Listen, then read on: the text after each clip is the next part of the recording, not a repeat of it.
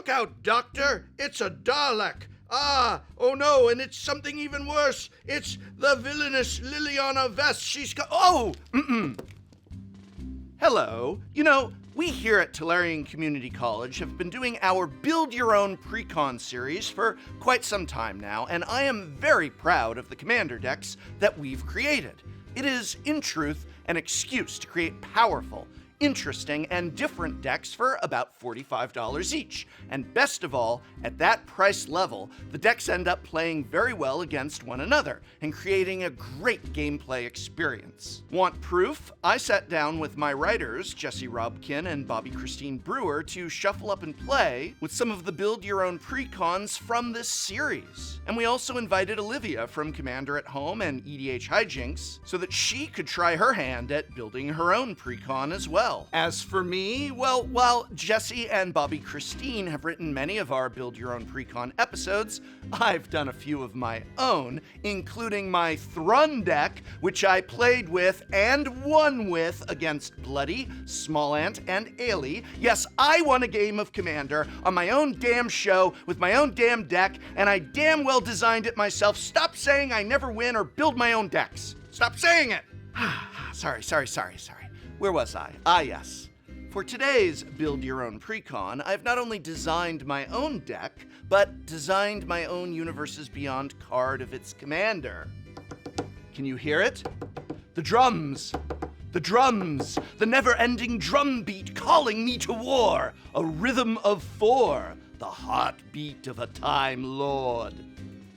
I've therefore decided to build my own Master Transcendent Precon. Well, with a twist. See, I love Fallout, I do. But I love Doctor Who more. And because there's a character in both Fallout and Doctor Who known as the Master, I've decided to reskin the Fallout Master card as a Doctor Who Master card, presenting the first ever Universes Beyond of a Universes Beyond card, the Master above all. Yes, I proxied this version of the card myself. That's why it looks so good. And to support the Master above all, a $45 Build Your Own Precon deck that I designed myself. No Rebel, no Jesse, no Bobby Christine, no Carmen Clomparens from back in time before she left TCC to go work at Wizards of the Coast. No, this is one of my very own Master and Commander. Presenting Master Mill. Master and Commander is a Build Your Own Precon deck built around the Master above all, also known as the Master Transcendent. Regardless of his actual title, the Master is a 2/4 legendary artifact creature, a mutant, for one generic and one of each Sultai mana. When the Master enters the battlefield, target player gets 2 rad counters. Tap the Master to put target creature card in a graveyard that was milled this turn onto the battlefield under your control. It's a green mutant with base power and toughness 3/3. As you can probably guess, Master and Commander is a mill deck designed to mill each player at the table with rad counters and other mill effects. Then steal the biggest, coolest, scariest creatures that they happen to mill for your own nefarious purposes. Ideally, you're doing this multiple times per turn cycle thanks to untap effects and backup commanders that also steal cards from graveyards. If all goes according to plan, you'll find yourself with a board full of a mishmash of all the best creatures that everyone brought to the table,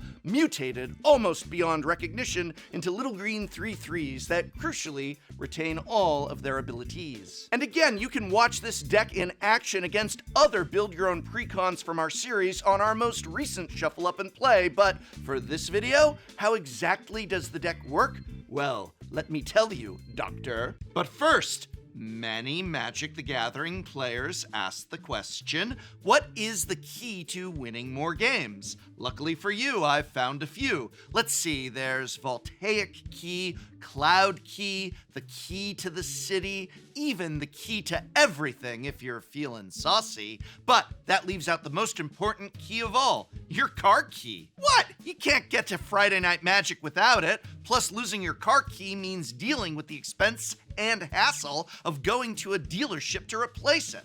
That's why I'm excited to partner with today's sponsor, Car Keys Express. Car Keys Express is the world's largest key replacement company. With their new Snap Key service, replacing or copying your car key is as easy as taking a picture with your phone. Just select your vehicle's make, model, and year, then take a few pictures of your key. Car Keys Express will ship a newly cut key along with a do-it-yourself installer to quickly and easily make it work with your car. Plus, you save up to 75% off the cost of replacing at the dealership. Would you rather have an expert do it for you? Well, Car Keys Express also offers on-site installation. Just make an appointment and one of their thousands of technicians will conveniently cut and pair your keys for you on-site. So what's the key to winning more games? Actually getting to your local game store to play. So if you need a new car key for any reason, check out Car Keys Express using my link in the description and you'll get an extra 10% off.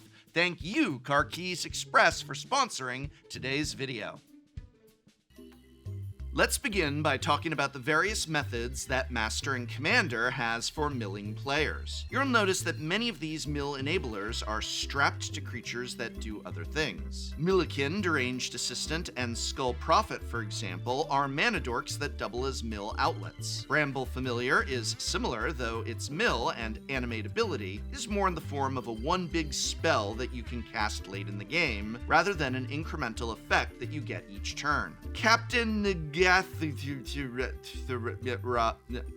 is one of those backup commanders I mentioned, a 3/6 horror pirate that gives himself and all other horrors you control menace. Whenever a horror deals combat damage to a player, they mill that many cards. Then at your end step, you can steal an opponent's artifact or creature that was milled that turn, and not even just by his ability either. Any creature or artifact that is milled on your turn is fair game. He's also not the only horror in Master and Commander. There are actually 4 other creatures that I wanted to include for their own merits that just so happen to be horrors as well. That means these creatures also get menace from Captain what's-his-name and mill cards when they deal combat damage. Geth, Lord of the Vault, is another creature that can mill your opponents and steal the artifacts or creatures in their graveyard. Though with Geth, these happen in the opposite order. First you steal an artifact or creature from their graveyard, then they mill cards equal to that permanent's mana value. Raoul, Troubleshooter, allows you to essentially flash back a card from your own graveyard each turn, provided that card was milled that turn. He's also a source of a mini-mill, tapping to make each player mill a single card. Kaga, Shadow Archdruid, mills you when it attacks and also lets you play a permanent card from your own graveyard from among the cards you mill this turn. Garuda, Doom of Depths, has made her way into the deck list as well, milling each player for 4 when she enters play, and then stealing an even mana-valued creature of your choice from among them. Dreadhound mills 3 cards when it enters, on top of also being a very punishing card as long as it sits in play. It drains all of your opponents whenever any creature dies or any creature is put into a graveyard from a library. Sir Conrad has a similar ability, though also triggers when a creature leaves a graveyard. Rather than milling when it enters the battlefield, Sir Conrad mills each player for 1 at the cost of 2 mana. We've also got a few creatures that mill whenever they attack. Nemesis of Reason and Fleet Swallower are the biggest hitters for milling opponents, while Sidisi, Brood Tyrant, does a great job of milling your own library and getting you a 2/2 whenever you hit 1 or more creatures. Screeching Scorch Beast and the Wise Mothman also mill when they attack. Eventually, that is. These 2 creatures give your opponents rad counters, which will mill them on their turn. Screeching Scorch Beast has a similar payoff to Sidisi, though a bit stronger. Whenever 1 or more non-land cards are milled, you create that many 2/2 zombies, rather than just the single zombie that Sidisi makes. The trade-off is this only happens once per turn, though it will trigger on each of your opponent's turns as well. The Wise Mothman, despite being demoted from general status in this Precon version, still serves a useful purpose in this deck, as we're planning on milling non-land cards anyway, and we might as well beef up the creatures we bring back since they're all only 3/3s. Cruel Somnophage and Old Stick Fingers are creatures that provide a mill outlet and get bigger based on the number of creatures in graveyards, though Somnophage gets pumped by creatures in all graveyards, while Old Stick Fingers only counts your own graveyard. One of the most devastating sources of repeatable mill is Dreamborn Muse, a 4-mana 2/2 that mills players on their upkeep equal to the number of cards in their hand. Keep in mind that this includes you, but of course the master, above all, is certainly never afraid of a bit of self-mill. The last creature source for milling is Aftermath Analyst, an unassuming little guy who mills 3 cards when they enter play. But for the cost of 4 mana and sacrificing the Analyst, you get to cast an instant speed Splendid Reclamation, returning all the land cards you've milled over the course of the game to the battlefield. But that's not all the milling we've got in store. Fraying Sanity and Fractured Sanity each provide a massive burst of milling. Fractured Sanity does this once to all your opponents for 3 mana, while Fraying Sanity does it at the end of each end step, but only to the player you've cursed. There's also a number of spells that mill players in addition to their other beneficial effects. Winds of Rebuke and Don't Say Please, for example, offer a bit of interaction with some milling stacked on top. Invasion of Amonkhet is a ton of value for just 3 mana, milling each player for 3, making each of them discard a card, then having you draw a card. Then if you ever get to 0.4 damage at the invasion, it'll flip into a 4/4 clone of any creature card in a graveyard. Dread Summons is another huge mill spell, this time milling players based on how much mana you pour into it. For each creature you mill this way, you're going to make a tapped 2/2 zombie. Lastly, we've got Extract from Darkness and its bigger and badder cousin, Reach the Multiverse. Both these cards mill each player, then steal a card from their graveyard. Extract puts a single creature onto the battlefield from any graveyard, while Breach puts a creature or planeswalker from each player's graveyard into play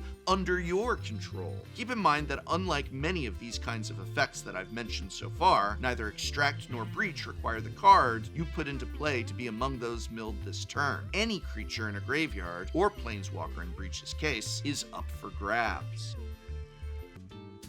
I mentioned earlier that Master and Commander has come stocked with some creatures of its own to reanimate, in case our opponent's decks don't cooperate. Some of these are big creatures with splashy effects like Hornet Queen, Massacre Worm, and Diluvian Primordial. It's important that any big creature you bring back isn't just big, because once they're brought back by the Master, they'll just be Lil 3/3s. But if they're Lil 3/3s with big booming enter the battlefield effects, then who cares what their power and toughness are? Look at Diluvian Primordial. Imagine you bring this thing back after you've done a ton of milling. You get to cast a spell for free out of each opponent's graveyard. How do they possibly come back from that? Because the more important thing is having good abilities rather than big stats, we've also got a few middle-sized creatures that do something awesome when they enter. Sepulchral Primordial and Archpriest of Shadows, for example, provide value by bringing back additional creatures of their own. Muldrifter draws you cards when it enters, Timeless Witness returns a card from your graveyard to your hand, and Ravenous Chupacabra, as well as Overseer of the Damned, both destroy creatures when they enter play. Overseer of the Damned even makes a 2/2 zombie whenever a creature an opponent controls dies. Mirelurk Queen distributes a few more rad counters when it enters, then gets bigger and draws you cards when players start milling more non-land cards. Mimeoplasm enters as a copy of a creature in a graveyard, though of course it's still a 3/3 if it's the Master bringing it back. Or is it? See, it does start as a 3/3, but then it also gets an additional +1/+1 counter equal to the power of another creature card you exile from a graveyard. Pretty neat, huh? But let's be honest, one activation of the Master per turn just isn't enough, is it? Well, don't worry, because I've got you covered. Kiора's Follower, yes, a merfolk, might need to be renamed the Master above all's Follower, because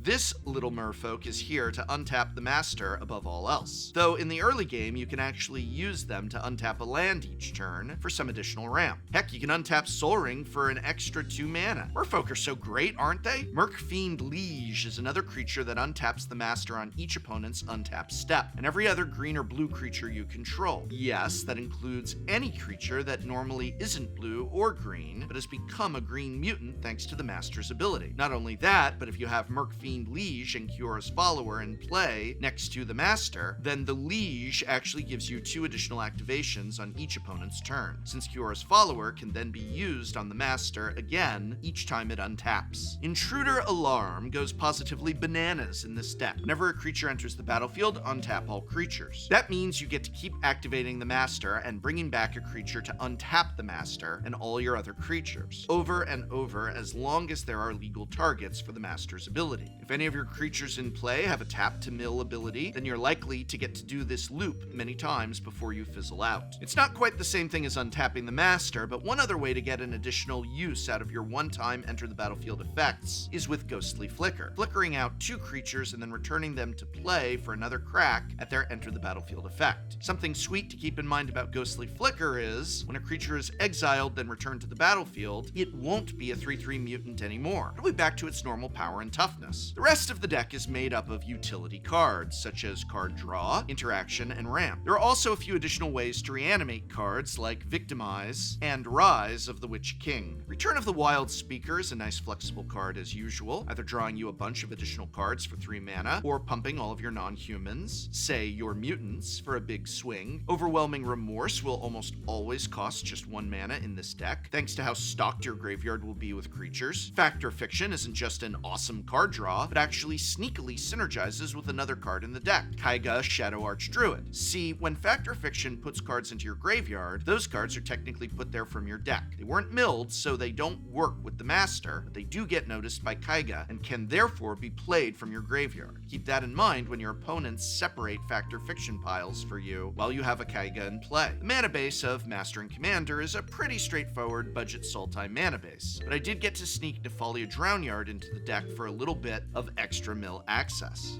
So what if you wanted to spend a little bit more to get a lot more out of the deck? Let's talk upgrading this build your own Precon. If you're looking to upgrade Master and Commander, there are a ton of routes you can go. One expensive card that would be outstanding in this deck with all your self-mill is Agatha's Soul Cauldron. If you can get Kiora's Follower under Soul Cauldron, then all your creatures with +1/+1 counters on them can start untapping the Master for even more Steal Yo creature fun. Mesmeric Orb is another upgrade option, as it does an excellent job turning your mill antics up to 11 for the price of about $20. The other big room for upgrades is in your creature base. There are literally thousands of awesome creatures with great enter the battlefield effects, and other beneficial effects that the Master would simply love to reanimate. I'll just name a few, but I encourage you to use this deck as a home for all those big splashy creatures that you never are going to cast for their actual mana cost. Perfect reanimation targets like Archon of Cruelty, who certainly doesn't mind being turned into a 3/3, nor does Toxrill the Corrosive, or just about any creature you can imagine in Sultai colors. Honestly, just insert your favorites here. Any one of them makes a reasonable choice for your own version of Master and Commander. Just make sure you don't cut back too hard on your milling capabilities. But now I want to hear from you. Who was your favorite actor to portray the Master? John Sim, Michelle Gomez, Robert Delgado, Anthony Ainley, Eric Roberts? No one ever says Eric Roberts, but let me know in the comments below. And remember that you can watch me play this deck against other Build Your Own Precons from our series, as well as a unique creation from Olivia in our recent Shuffle Up and Play. That video is live now and available by clicking here or following the links in this video's description.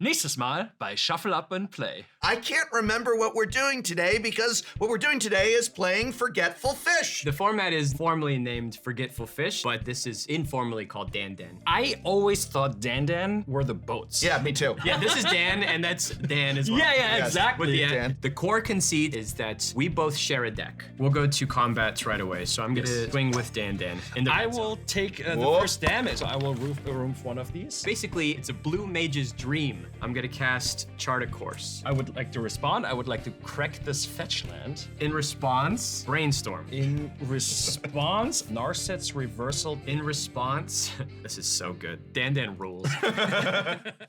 Oh no, I broke the little stick off the Dalek.